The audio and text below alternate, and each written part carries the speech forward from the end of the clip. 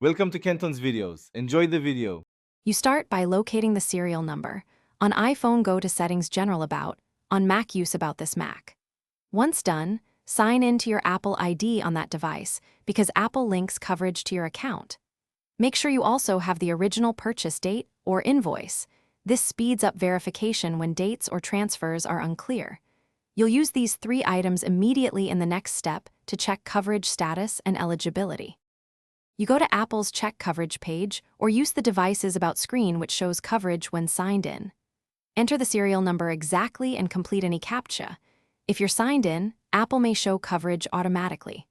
Once the results load, review the status, expiration date, and whether it lists Applecare or Applecare Plus.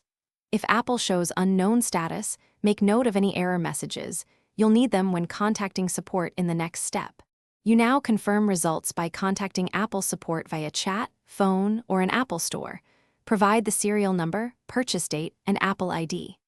If Apple has no record, check the retailer or carrier that sold the device. They may have enrollment receipts.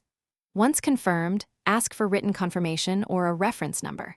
If coverage is denied or records disagree, request escalation and keep all documentation. This protects you.